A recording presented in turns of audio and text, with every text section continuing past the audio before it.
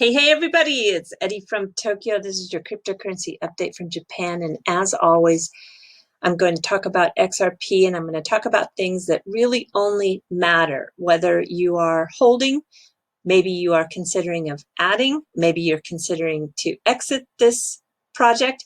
I'm not sure, but I do know that when I bring information to this channel, it's going to either be a mile-high view or down to the microscope view, and hopefully give you enough information to make an informed decision on what you want to do.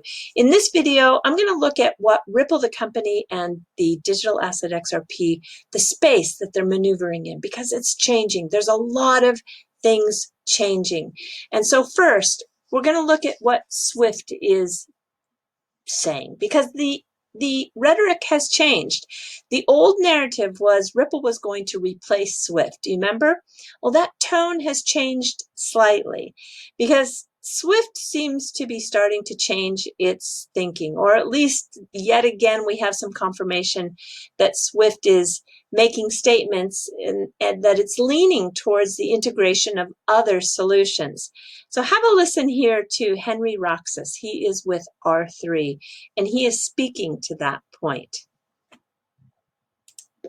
How will this ecosystem evolve? Do you see this replacing Swift? So maybe I can help answer that one. So I think the Swift still plays a very important function, especially in trade and payments, and we don't see them being replaced. I think they're in our conversations with them, it seems they're quite open to collaborating and integrating with different solutions. So as an example, R3 and Swift, we collaborated in integrating their payments or Swift GPI solution with Corda.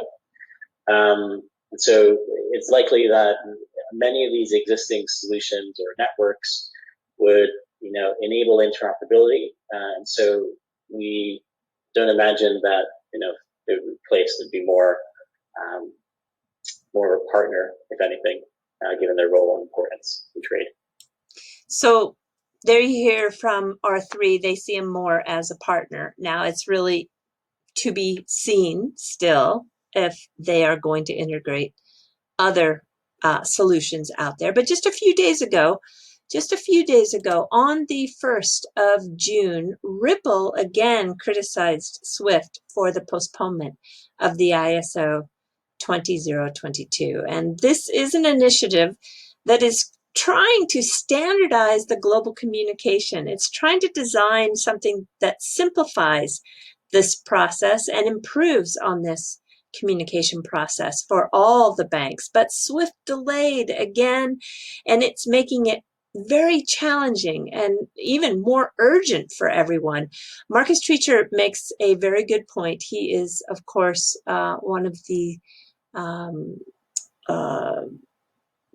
real instrumental part of the Ripple team. He says, while this delay accommodates many financial institutions who are struggling to meet the previously agreed 2021 deadline, it will hurt thousands of those who are ready to migrate. So these delays, it just makes me pause and feel that maybe Swift is not being as forthright as we would hope they would be.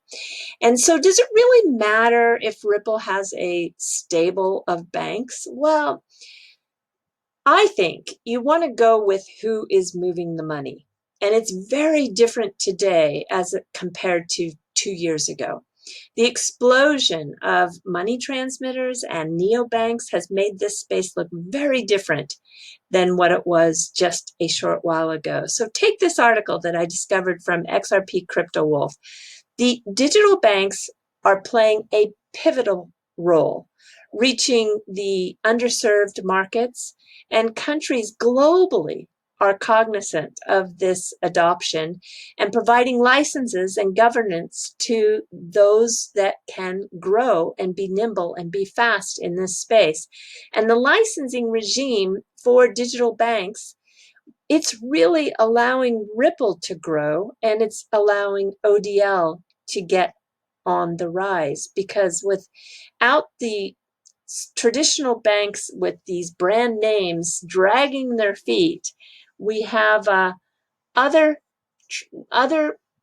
choices out there now in this changing space. And Mr. Treacher, he was interviewed, and it was in an article that was published just Monday.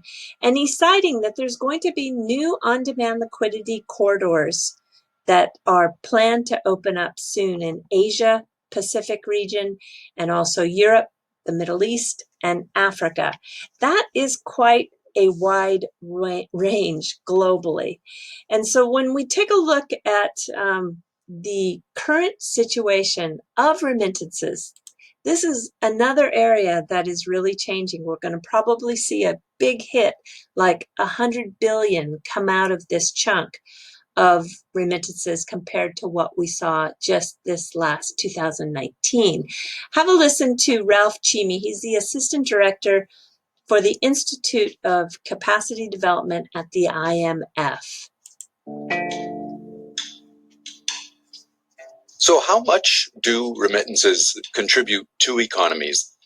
In totality, there are about $500 billion worth of remittances in 2019.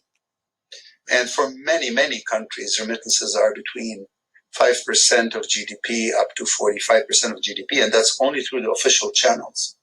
A lot more goes through unofficial channels. So how much of that are we losing because of this pandemic? According to the World Bank's estimates, about 100 billion will be lost in 2020. That's 20% drop. And it varies across regions. For Africa, it's about 22% drop. And these are just first estimates. So that's a huge amount. But it's... So let's take a look at that from the World Bank. This is a slide that was actually became available just today. And we're going to see a decline in remittances. This is up in the top right, Dilip Ratha. He's the lead economist at the World Bank. And it's from a video that I found that was uploaded on July 6th.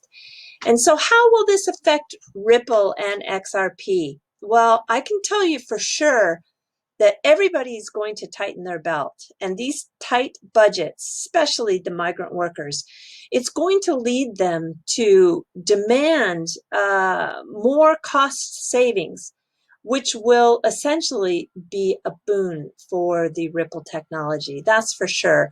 And then when you look at the SMEs, the small to business or the small to medium-sized businesses, they're just going to be an important part of this equation, and they will probably no longer have the luxury to do their banking with the traditional banks. They're going to have to move their money to models that don't rely on this correspondent banking model. And we all know that this is what XRP eliminates, is the need for these correspondent banking partners. And so that is why the payment service providers can provide the transmission of global money movement at a price that will be the winning ticket for Ripple.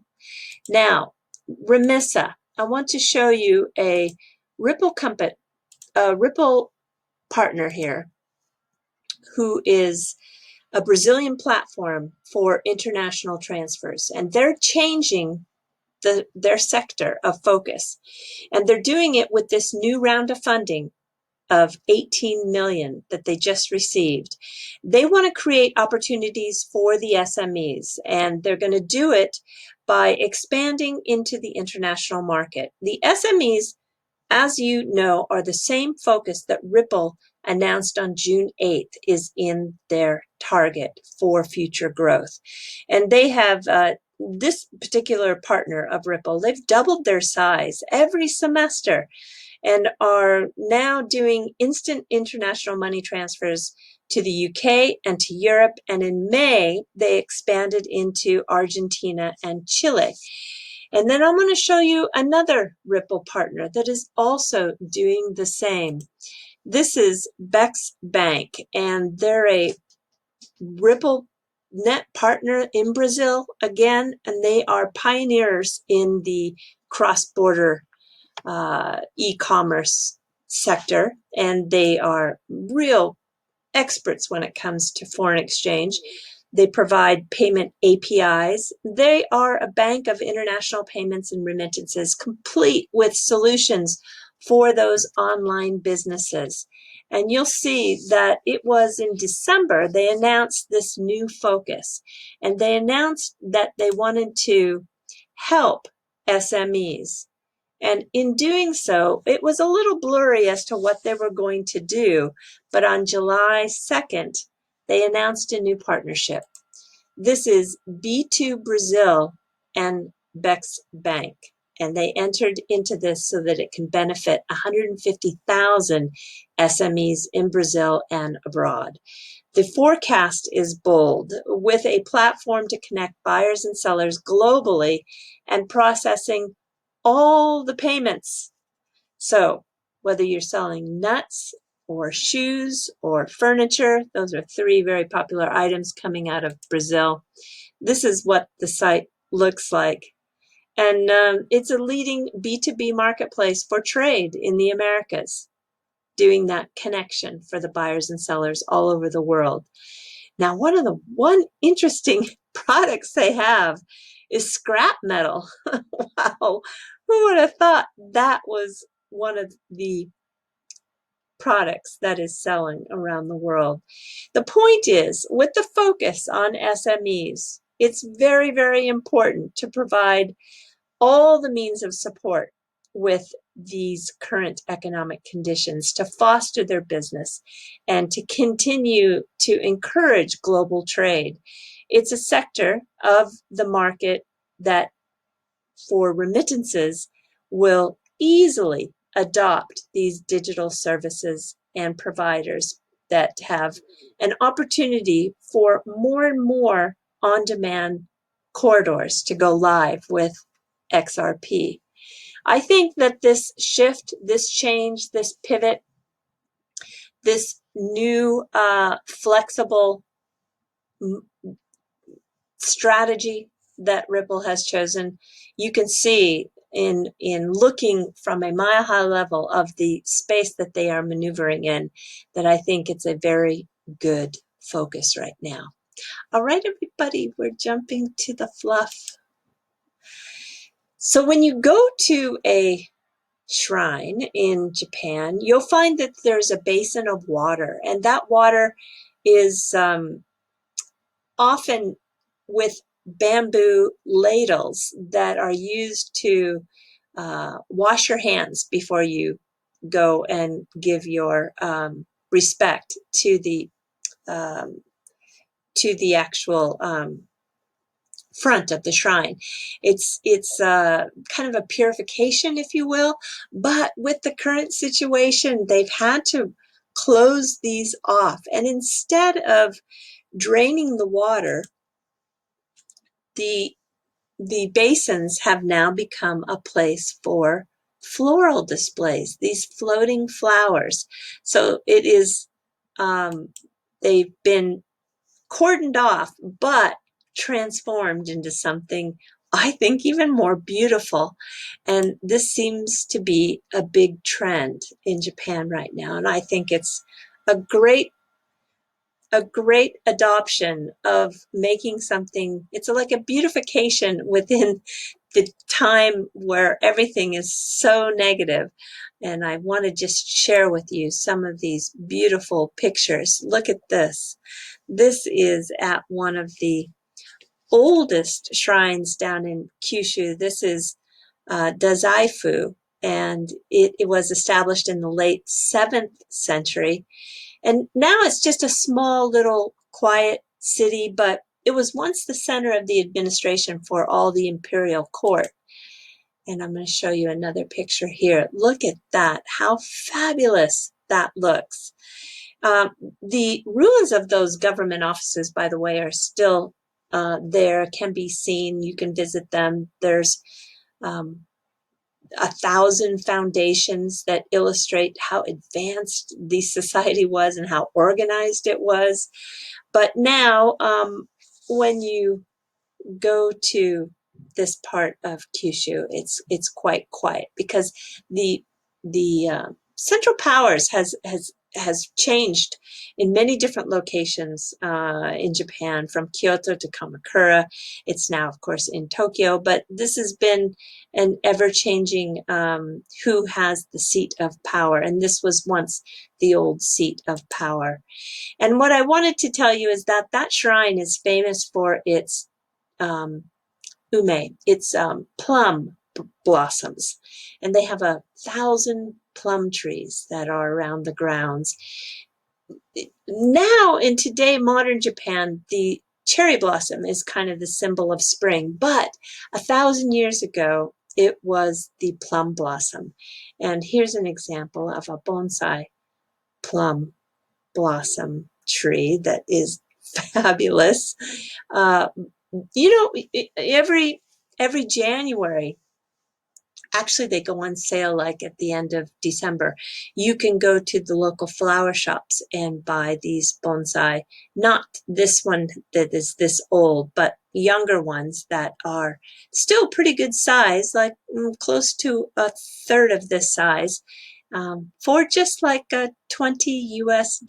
And I have tried a few times. I can get it to blossom once, but then I have a hard time keeping it alive through the rest of the year. I quit trying. I think I've tried a total of 3 times. I have a lot of respect for people who can keep these for 200, 300, 400 years and get them to look this beautiful. But what I wanted to then also show you is, again, another example of how Japan can embrace their old and new at the same time. At the entrance of this old shrine that was founded in the 7th century, there is this Starbucks coffee, and it was designed with the interior by Kenga Kuma, and he is also the architect that built the stadium for the Olympics, and his signature is always using this wood, and he put 2,000 planks together in this particular Starbucks to create his very unique interior. And I'll give you one more shot. Look at this. This is what it looks like. But here's my point. You have this traditional, very old shrine, and at the front of the shrine is this incredibly modern Starbucks. And I have to just tell you, it works. I don't know how, but the embracing of old and new is seen over and over again in this country, and it just works some way, somehow. All right, do take care. Sayonara for now. Bye-bye.